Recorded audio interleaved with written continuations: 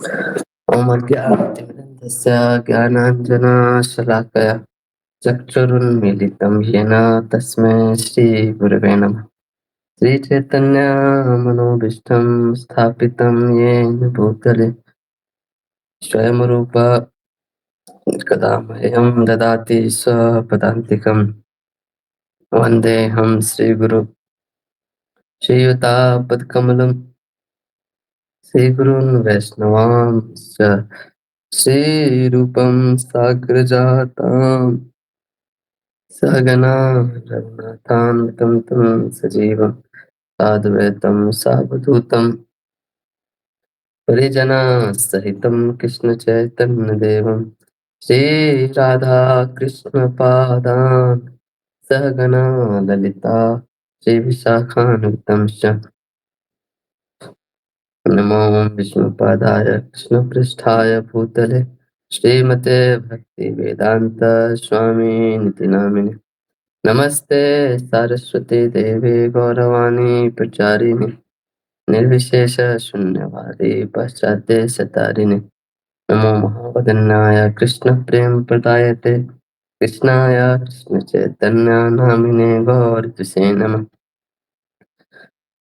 वाञ्छाकल्पतरुभ्यश्च कृपा सिन्धुभ्येव च पतितानां पावनेभ्यो वैष्णवेभ्यो नमो नमः।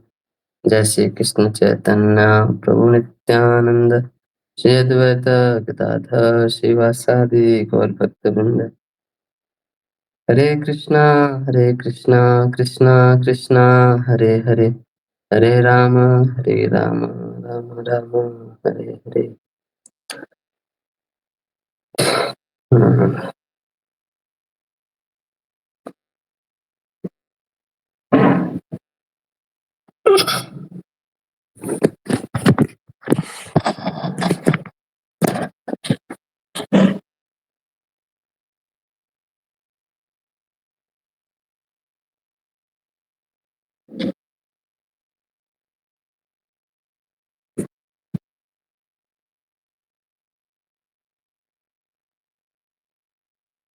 ये नहीं था।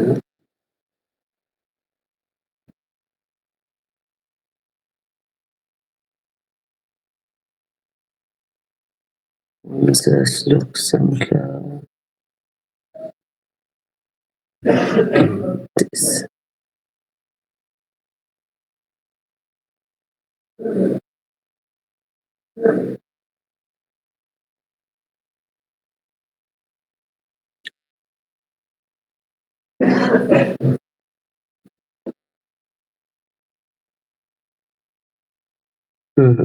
सद्गुणादि प्रदत्व यथा पंचमी।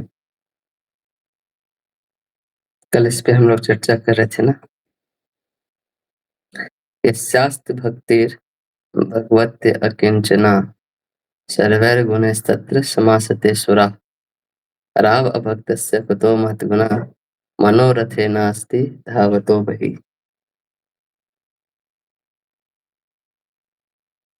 जो भगवान हरि के भक्त नहीं है उनमें महत्गुणा कहाँ से आ सकता है, क्योंकि वो मनोरथ है ना। इच्छा रूपी रथ पे उनका मन जो है बाहरी बाहरी वस्तुओं की तरफ खींचा चला जाता है ना। यहाँ पे एक और शब्द है सर्वैष गुणैः तत्र समासते सुरा। लेकिन जो यस्यास्ति भक्ति भगवत किंचना, जो भगवान के भक्त है उनमें ये सारे सद्गुण है ना विद्यमान रहते हैं ना। दूसरे जो लोग हैं ना, जो भौतिकवादी लोग हैं उनमें कोई भी नहीं होता, क्योंकि उसका जो मूल है वो इग्नोरेंस है, अविद्या है ना।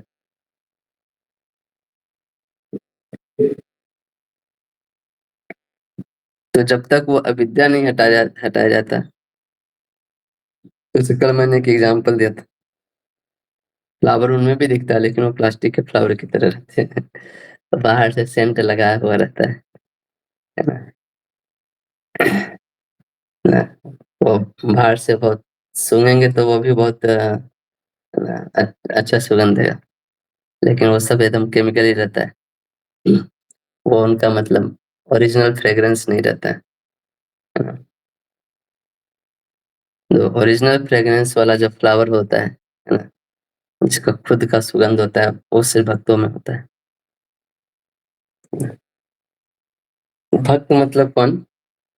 जो उत्तमा भक्ति करते हैं। इसका डेफिनेशन रूप गोस्वामी ने पहले दिया।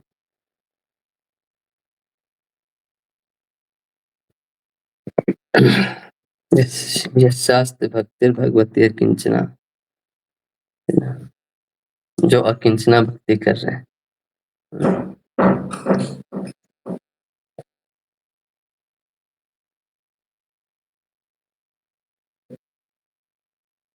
तो यहाँ पे फिर लिख रहे हैं सर्वैस गुणैस तत्र समासते सुरा, है ना? सुर मतलब होता है देवता। सुर और असुर सुने होंगे।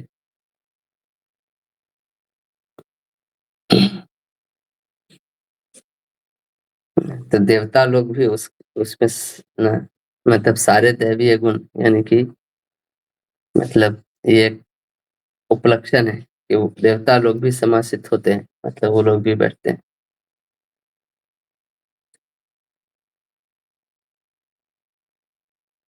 सक्रिय गुण तत्र समासते सुना।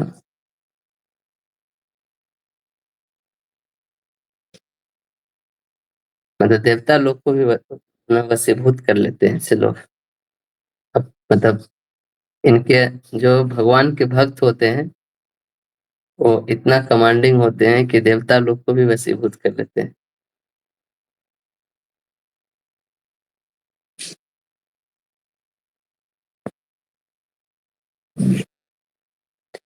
कमांडिंग करने का मतलब ऐसा नहीं कि कुछ विद्या के द्वारा वो मतलब सिद्धि प्राप्त हो जाती है उनको, अब अपने मुट्ठी में रखते हैं, कंट्रोल कर लेते हैं। मतलब इनका एक भक्त का ऑरा ही इतना बड़ा होता है ना, कि बाकी लोग उसके सामने फीके दिखने लगते हैं, कहने का मतलब। इस सेंस में यहाँ पे बोला जा रहा है। जैसे मान लीजिए कि जैसे जैसे जब सूर्य उदय होता है ना, तो जितने भी तारे होते हैं, जितने भी ग्रह होते हैं, जो रात में आकाश में दिखाई देते रहते हैं ना, सब दिखाई देना बंद हो जाते हैं, क्योंकि सूर्य का प्रभाव ही ऐसा है, सूर्य का ऑरा ही ऐसा होता है कि बाकी सब दिखाई देना बंद होता है। तो ऐसा नहीं कि वो फिर वहां से खत्म हो जाते हैं या उनका एग्जिस्टेंस खत्म हो जाता है ना। दिन होते हैं वो एकदम बल्ब की तरह बंद हो जाते हैं, ऐसा नहीं। दिन में भी वो रहते हैं, लेकिन हम उनको देख नहीं सकते ना, क्योंकि सूर्य का जो प्रकाश है, सूर्य का जो ऑरा है, वो इतना तेज है ना। तो यहाँ पे जो है ना, देवताओं को वशीभूत करते हैं, तो इस सेंस में, इस सेंस में नहीं कि वो सबको कंट्रोल करने लगे, ऐसा।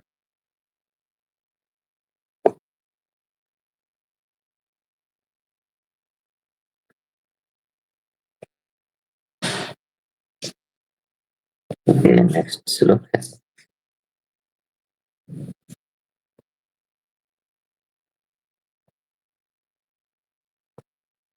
हम्म।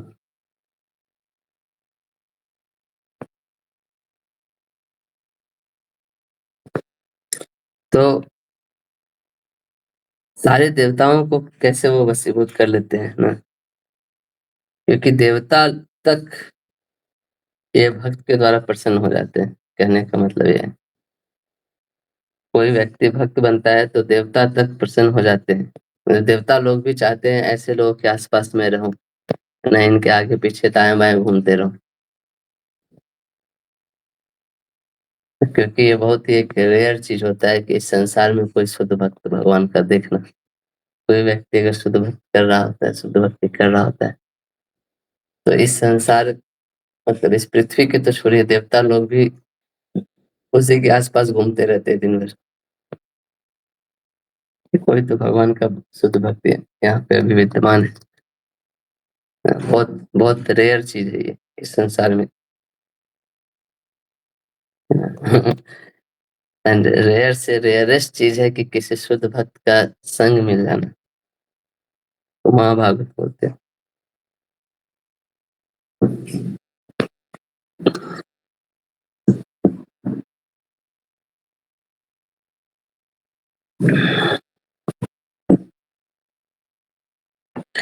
तो समझ रहे हैं कितना रेयर चीज है।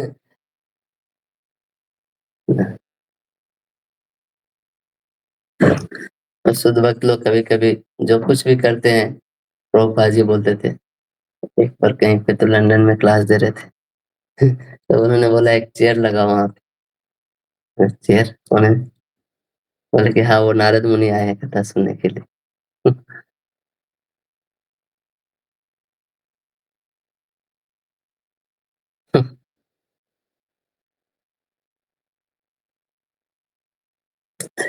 तो जो शुद्ध भक्त होते हैं ना वो भी हम लोग की तरह दिखते हैं संसार में, लेकिन हमें समझना चाहिए कि हम लोग की तरह दिखते हैं, हम लोग के साथ रहते हैं, उठते बैठते हैं, हम लोग की तरह बातें करते हैं, लेकिन वो हम लोग की तरह नहीं है ना।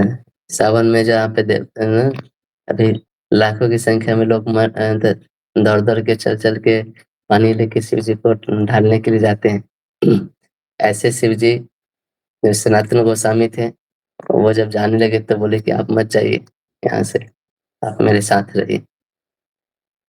तो बोले सनातन गोस्वामी, "अरे यहाँ पे बहुत मच्छर काटता है, तो मैं इंचार्ज देता हूँ कि कल से कोई मच्छर नहीं काटेगा। तो लेकिन आप मेरे साथ रहिए, है ना।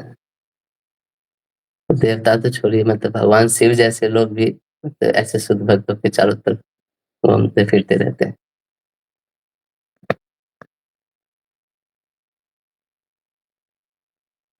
तो शुद्ध भक्ति करना मतलब कितना रेयर चीज है, जरा सोचिए।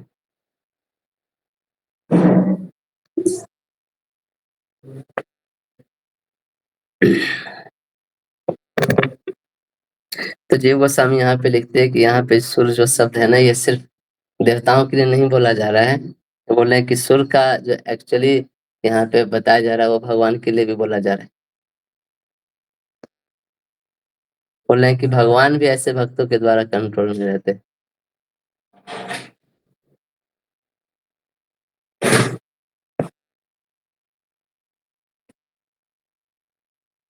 ना। एक श्लोक है ना, भागवतम में शुरू में ही आता है, फर्स्ट कैंटो के फर्स्ट चैप्टर। हाँ कैसे है वो, एक मिनट देखता हूँ।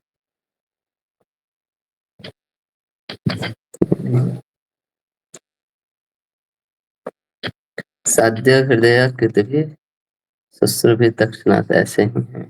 चालू कैसे होता है वो श्लोक।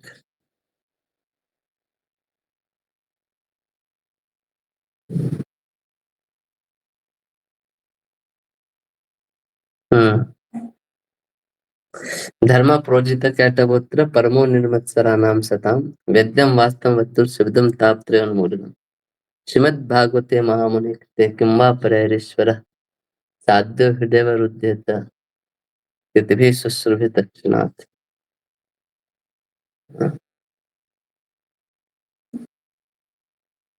साध्यो साध्य हृदय अवरुध्यते तत्र कृतिभिः शुश्रूषे तत्क्षणात्।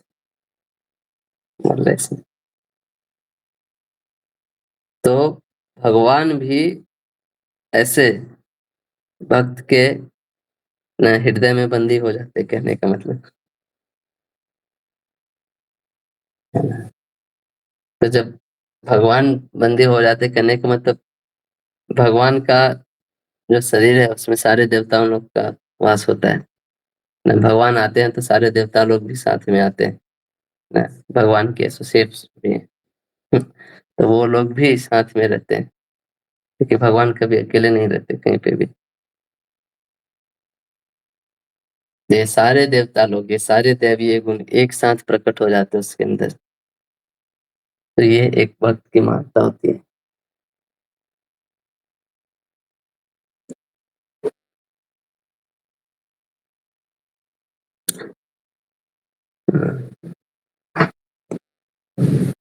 जैसे अमरीश महाराज का जो एपिसोड आता है ना, उसमें भी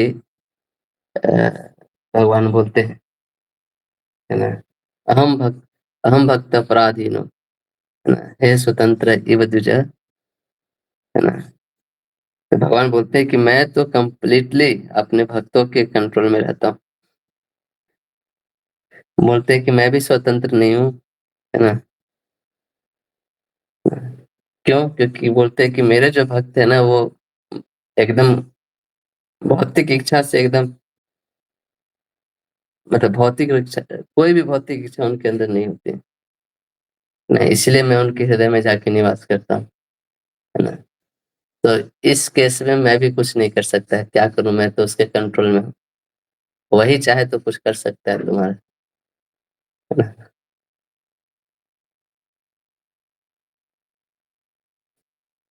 और फिर बोलते मेरे भक्त के बारे में मैं क्या बोलूँ, जो मेरे भक्त का भक्त होता है उसके भी अंदर में मैं हो जाता हूँ, है ना। वो भी मुझे बहुत प्रिय है।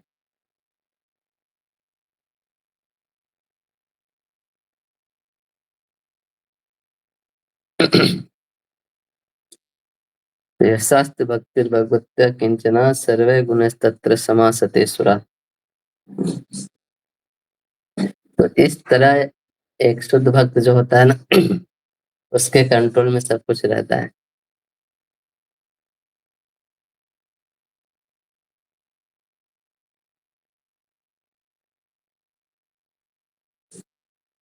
सारे सद्गुण, सद्गुण की बात बोली जा रही है। तो कभी कभी हम लोग जो सद्गुण बाहरी रूप से भौतिकवादी लोगों में दिखते हैं, सिर्फ उतना ही नहीं।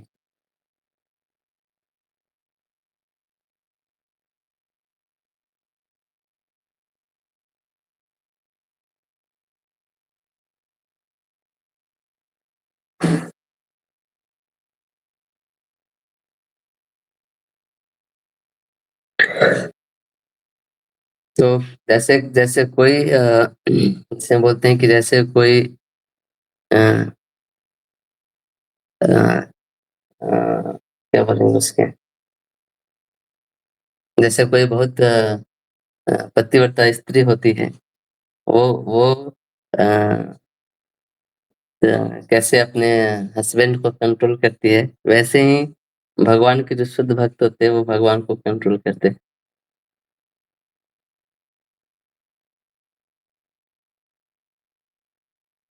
तो सोचिए भक्ति की क्या शक्ति है कि दुनिया की जो सबसे पावरफुल आदमी है उसको भी कंट्रोल में रखते।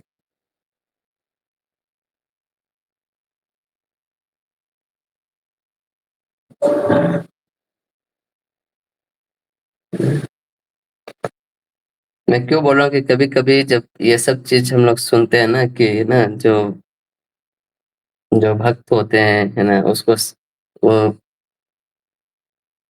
जगत प्रेमम, है ना, सारे सारी दुनिया के लोग उसे प्रेम करते हैं, तो ये सब स्टेटमेंट कोई गलत नहीं लिखा होता है शास्त्र में, है ना। बशर्ते हम ये समझे कि एक भक्त बनने का क्या मीनिंग होता है पहले, है ना, क्या एक लेवल होता है भक्त का, है ना।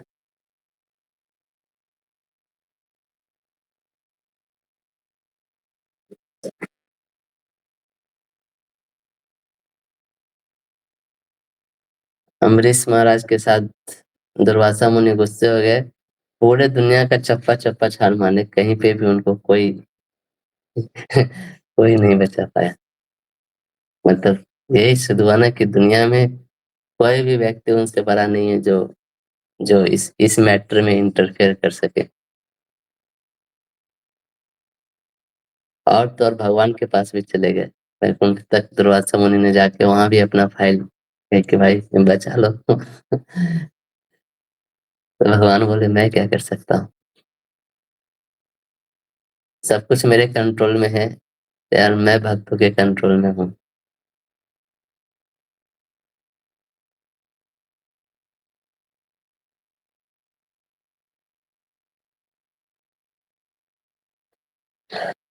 कोई प्रश्न किन्हीं का?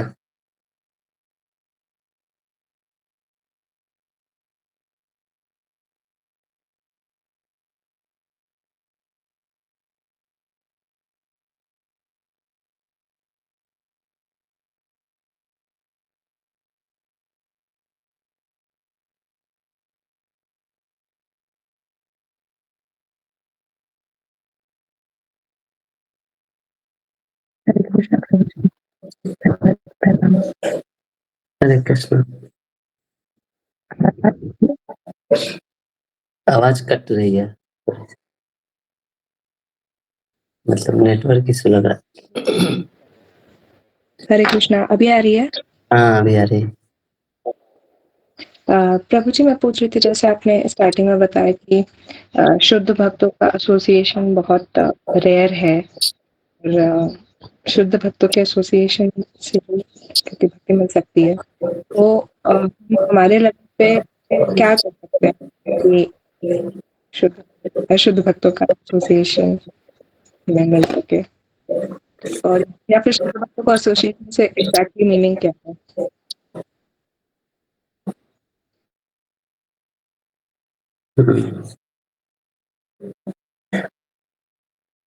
कोई बोलना चाहेगा?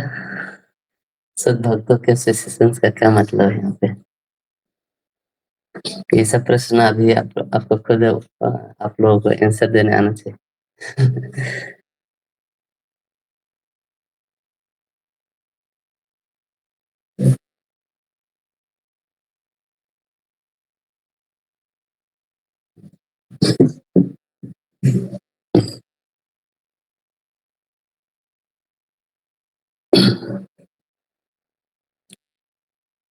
इस संसार में भगवान ने सब कुछ दिया है। सबसे सबसे जो कमी है इस संसार में वो है मतलब भगवान के भक्त की, है ना? मतलब ये भौतिक जगत है। आध्यात्मिक जगत में जाओ, सब वहाँ पे भक्ति भक्त भरे पड़े हैं। इस संसार में किसी चीज की कमी है तो भगवान के शुद्ध भक्त की, है ना? जैसे रेगिस्तान में एक बूंद कहीं पे मिल जाता है ना? उसी तरह यहाँ पे भगवान के शुद्ध भक्त यदा कदा दिख जाते हैं। तो इसीलिए इसको रेयर बोला जाता है, रेयर ऑफ द रेयरेस्ट। कोई व्यक्ति अगर भगवान का शुद्ध भक्त इस संसार में आ गया है तो जिन लोग को मालूम होता है ना, वो लोग समझते हैं कि जैसे कैसे कभी कभी कोई सन्यासी या कुछ आते हैं तो वो रेयर फेनोमेनन होता है ना, बहुत, है ना? सारे ग्रुप में मैसेज आता है ना कि महाराज जी आने वाले हैं। जो लोग सालों से मंदिर में नहीं आए होते हैं वो लोग भी पहुंच जाते हैं। तो उसी तरह जितने भी देवता लोग हैं, जितने भी ये लोग हैं, कहीं पे ये अवसर दिखता है उनको पता है इसका क्या महत्व है ना? शायद भगवान को पा लेना आसान है लेकिन भक्त को पाना बहुत रेयर है। भगवान तो हर जगह रहते हैं। भगवान ने अपना एक्सेस बहुत खोल के रखा है। तो रेयर ऑफ द रेयरेस्ट, तो जब भी ऐसे शुद्ध भक्तों का एसोसिएशन लेने का मौका मिले तो कभी छोड़ना नहीं चाहिए। हमें ये समझना चाहिए होता क्या है इससे, है ना? देखिए, हम इस संसार में हम जो कुछ भी कर रहे हैं, जो कुछ भी पुरुषार्थ कर रहे हैं, जो कुछ भी पाने की कोशिश कर रहे हैं, है ना? जो कुछ भी रिसोर्सेस, जो कुछ भी एसेट्स, ये सब हम जमा करते हैं पूरा मेहनत करके। हमें ये समझना चाहिए कि हम हमारी जो सबसे बड़ी एसेट है मेरे पास, वो है मेरी चेतना, मेरी कॉन्शियसनेस, है ना? इससे बड़ी एसेट कुछ भी नहीं है हमारे पास, है ना? इस चीज को हम किसी भी दूसरे चीज से नेगोशिएट नहीं कर सकते। और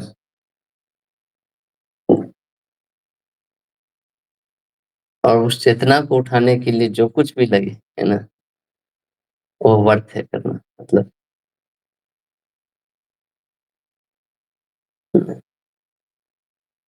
मतलब बड़े बड़े जो राजा लोग हुए ना, मतलब तीनों लोगों के राजा, वो लोग भी अपने राजपाट, मतलब सब कुछ, दास दासियां,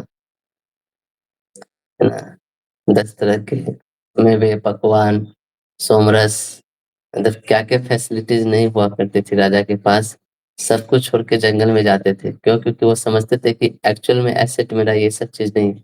एक्चुअल एसेट मेरा है मेरी चेतना, उसको कैसे भगवान में लगाया जाए, है ना? जैसे आपने भरत महाराज का नाम सुना होगा, भागवत में इनकी कहानी आती है।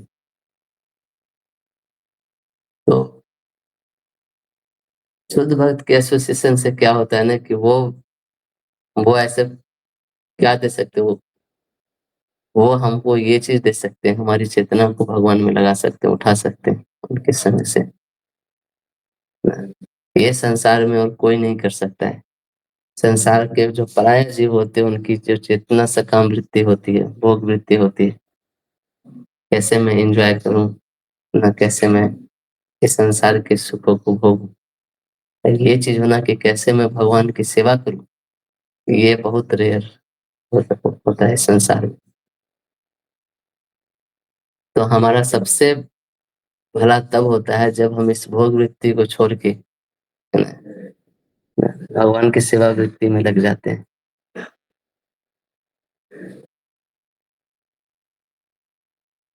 शुद्ध भक्त अगर सिर्फ आपको देख भी ले तो आपके लाइफ में मतलब देख के सिर्फ ऐसा सोच ले कि तुम्हारा भला हो जाए तो वो हो जाता है। मतलब सब जितने भी लोग होते हैं, देवता देवी सब सब वो रहते हैं कि भाई ये कुछ चाहे मैं इसकी सेवा कर दूं। वो चाह लेने से सिर्फ ये हो जाता है।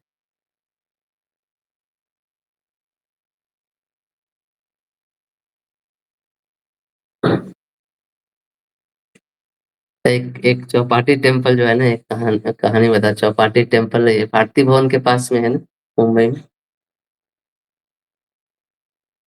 जगह जो है, मुझे एग्जैक्ट जगह का उतना पता नहीं। मैं एक बार कहीं गया था तो वहां पे एक बहुत पुराने भक्त थे, तो वो एक बता रहे थे। अब मुझे पता नहीं इस चीज की कितनी ये है, क्योंकि किसी ग्रंथ में लिखा हुआ नहीं है। उन्होंने अपना पर्सनल एक्सपीरियंस शेयर किया था, तो बोल रहे थे कि मतलब एक बार प्रभुपाद जी ऐसे मुंबई में थे, तो हम लोग मॉर्निंग वॉक कर रहे थे, तो ऐसे कर करके हम लोग जा रहे थे। तो इसी रास्ते से प्रभुपाद जा रहे थे जहाँ पे वो चौपाटी मंदिर है। भारतीय भवन का ऐसे बड़ा सा बिल्डिंग था। तो प्रभुपाद ने अपना छड़ी उठाते बोला था कि यहाँ पे हमारा मंदिर होना चाहिए था। ऐसे चलते चलते जस्ट ऐसे बोल दिया था। तो देखिए मतलब वो आज वहां पे मंदिर है।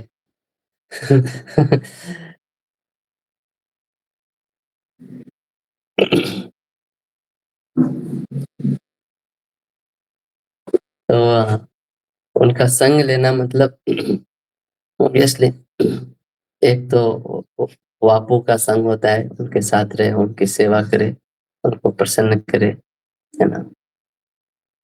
उनकी सेवा मतलब ऐसे करे कि जैसे हम भगवान की सेवाएं कर रहे हैं।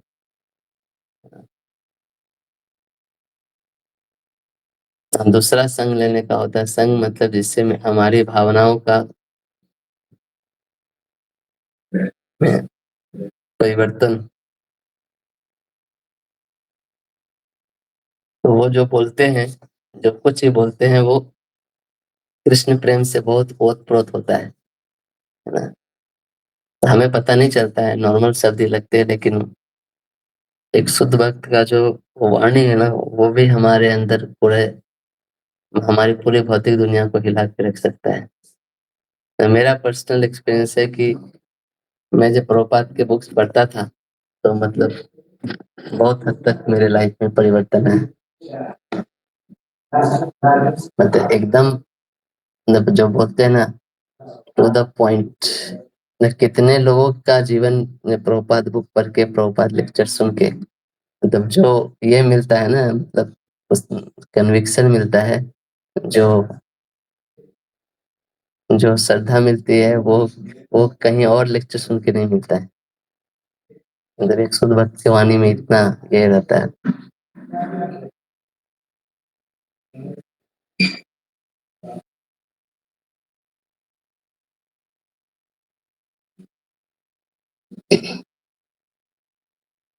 तो हमें संग लेना चाहिए ना, उनकी किताब पढ़ के, उनके लेक्चर सुन के, उनके बारे में सुन के।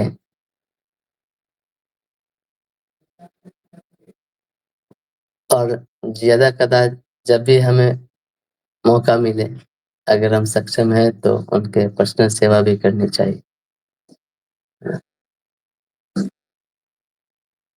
भगवान को प्रसन्न करना कहीं-कहीं बहुत मुश्किल होता है। भगवान के बहुत सारे नियम कानून लेकिन भक्तों को प्रसन्न करना आसान होता है। उनको प्रसन्न कर दिए तो फिर भगवान की कृपा मतलब हो ही जाती है।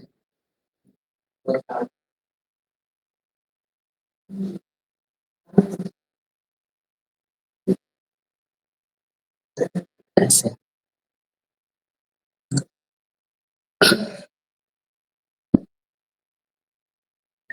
ठीक है।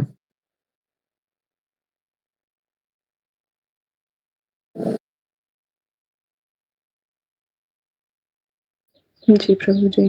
Thank you so much. तो ये श्लोक हम लोग कल ही शुरू करते हैं। सुख प्रदत्तम। अच्छा।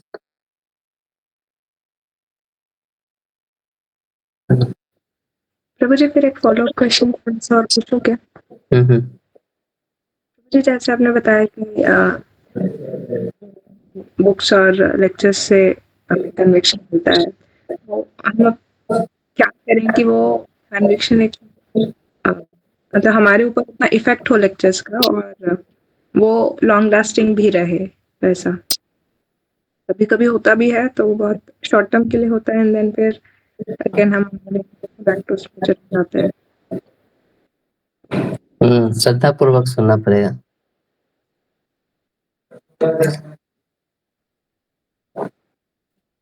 इवन वो चीज़ हमें समझ में आए या नहीं आए लेकिन उनके वाणी में वो है। उनकी वाणी इतनी शुद्ध है, हमें समझ में नहीं आए तो भी हमारे लाइफ पे प्रभाव डालती है।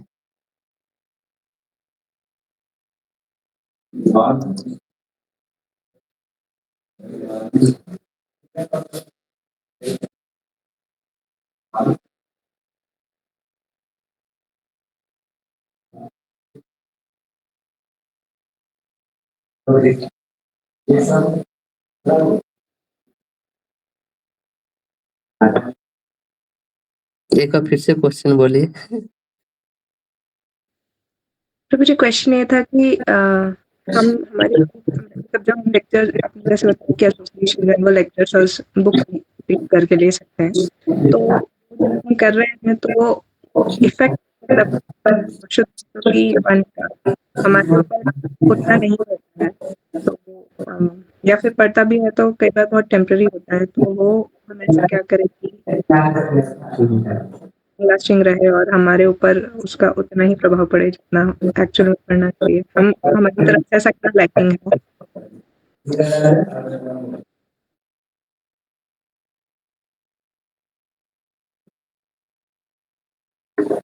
हाँ, जितना हम ध्यान से सुनेंगे, जितना सिंसियर रहेंगे, जितना श्रद्धा रखेंगे, उसी प्रोपोर्शन में वो इफ़ेक्ट दिखाता है।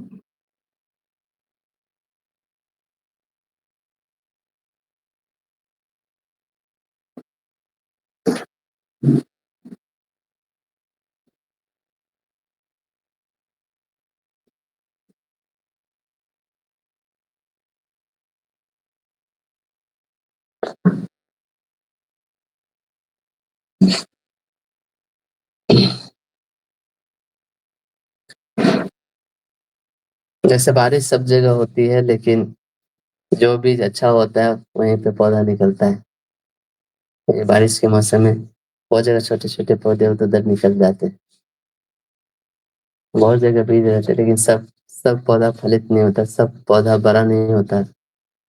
कुछ पौधे कुछ समय के लिए होते हैं, बारिश के मौसम तक, फिर 1-2 महीना बाद फिर वो सूख भी जाते हैं बारिश खत्म होने के बाद।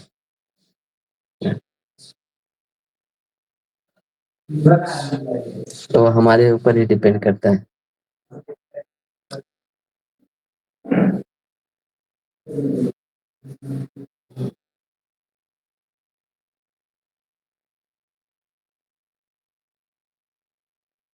तो हमें बहुत कैजुअली या बहुत किसी शुद्ध भक्त को बहुत कैजुअल रूप से नहीं हैंडल करना चाहिए।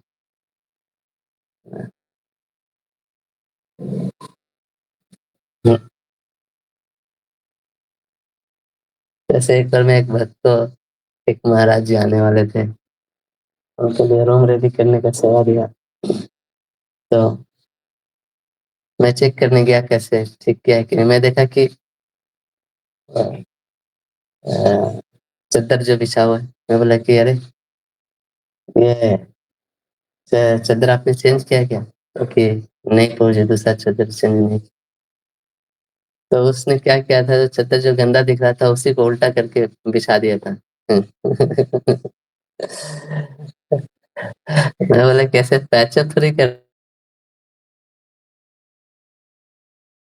है। फिर मैं उसको बोला कि चद्दर साफ नहीं तो नया चद्दर लेके लगाओ। मैं एक एग्जांपल दे रहा हूँ कि मतलब जेन्युइनली हमें सेवा भाव होनी चाहिए। समझना चाहिए कि ये हम उनके लिए नहीं कर रहे हैं, उनको कुछ मतलब नहीं है इन सब चीज़ों से। लेकिन हमारे अंदर सेवा भाव रहेगी तो हम हमारा मतलब भगवान उससे प्रसन्न होंगे, कहने का मतलब।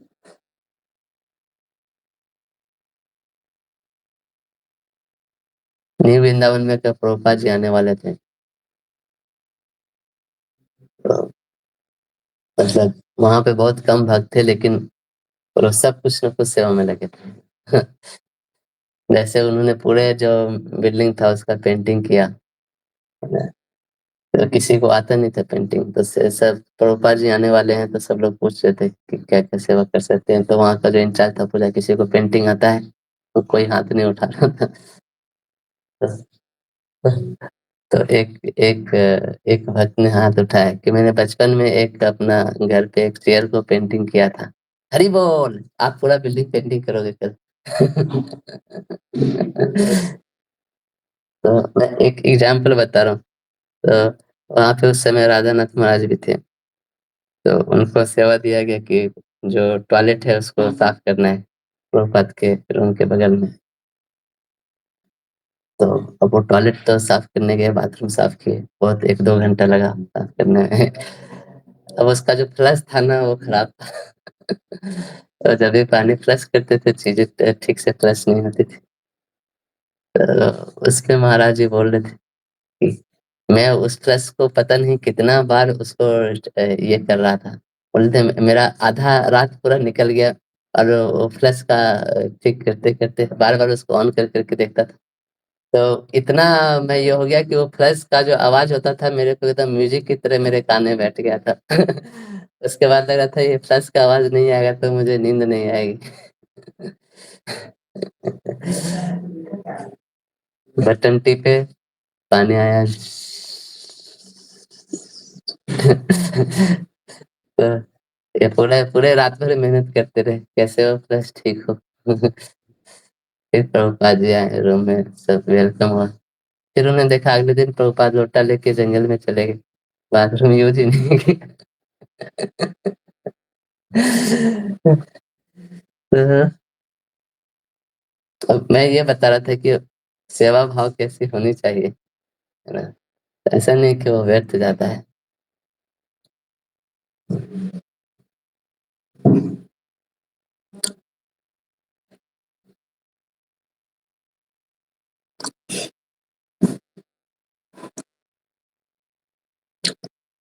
नारद मुनि थे अपने पिछले जन्म में, उनके यहाँ पे चतुर्मास के समय कुछ भक्ति वेदांत लोग आए थे। उन्होंने सिर्फ उनकी सेवा की, वो छोटे बच्चे थे, ऐसा नहीं कि ज्यादा कुछ पढ़ाई लिखाई की। उनकी सेवा की और उनकी सेवा का फल यह हुआ कि उन्होंने शुद्ध भक्त की सेवा की, वो भी शुद्ध भक्त बन गए।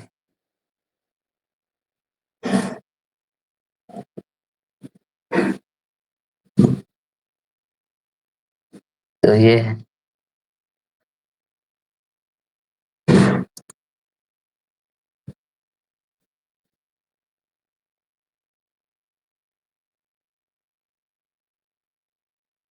ठीक है, हम लोग यहीं तक रखते हैं। कल हम लोग ये आगे वाले श्लोक को कंटिन्यू करेंगे। श्रील प्रभुपाद की जय, भक्ति रसामृत सिंधु ग्रंथ की जय, श्रील गोस्वामी पाद की जय। थैंक यू सो मच प्रभु जी। हरे कृष्णा, धन्य प्रणाम।